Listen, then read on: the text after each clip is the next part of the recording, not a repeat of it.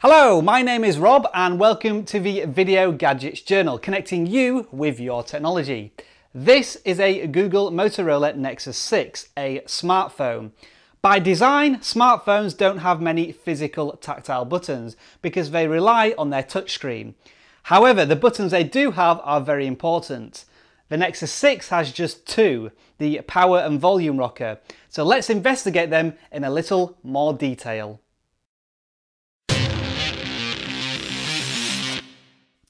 There are two principal reasons why I've decided to do a review specifically looking at the Nexus 6 power and volume buttons. The first being that after my experience with the truly horrific, spongy, crappy buttons on the Nexus 9, I'm quite sensitive to build quality on Nexus devices now. And the Nexus 6 is one epically sized phone, and I want to dissect whether this has a big impact on how you use the phone. So first thing to note, because of the size of the Nexus 6, your little pinky finger must sit at the base of the phone to provide extra support, and the physical power button is much further down the whole length of the phone at about 2/3 length. As usual, it's your thumb that's going to be doing the pressing work, and if you rest the corner of your handset into the palm, it will feel more or less natural. What is unusual is that the volume buttons are directly underneath the power button, which is more like a tablet configuration. There's nothing at all on the left edge of the phone because those fingers are going to be doing nothing but supporting the size and weight of the Nexus 6. So two buttons within close proximity to each other that you expect to control with one hand might suggest some accidental presses of the wrong button. Fortunately, I have found that not to be the case. The power button has a serrated texture to it and is much smaller compared to the smooth and ample sized volume rockers. So through touch alone you definitely know which buttons you are pressing. The tactile feedback from both buttons is excellent. They have a real spring and click to them, and you can even press the buttons at their extreme edges and they will still respond to positive actions on your device. This is definitely not a repeat of the build quality issues that plagued the HTC Nexus 9. But when it comes to scale, the buttons are dwarfed by the size of the Nexus 6. Watch as I pan out from a close shot. The Nexus 6 just keeps going and going and going, and the buttons almost get swallowed up by the whole device. Strangely, the Galaxy S4 has larger power and volume buttons, and I feel as if the buttons should have been more akin to the size of something you might find on a Nexus 7, just so that you can always find them on the phone this big.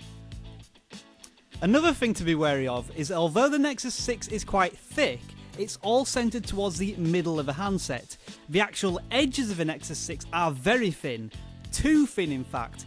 It feels like sometimes you're clawing at the device to get a good grip, and it also means that the power buttons and volume buttons are super slim to fit on that trim.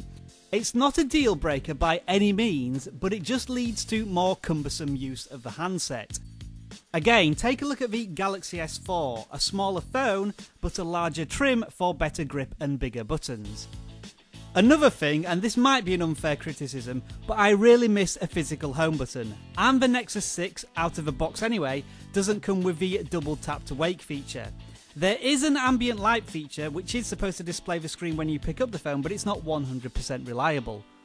So the only concrete way to unlock the Nexus 6 is to pick it up, secure it in your hands, and then press a relatively small power button. Compare that to how quickly you can do the same thing with smaller handsets with home buttons.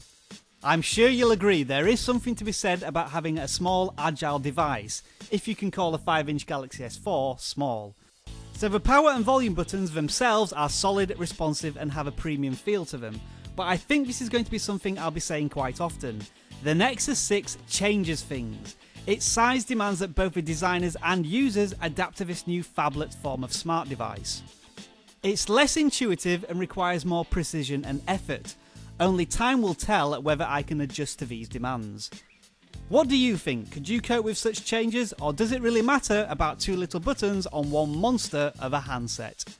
Thanks for watching my latest adventure with the Nexus 6. Don't forget to like the video if you found it intriguing, informing and entertaining.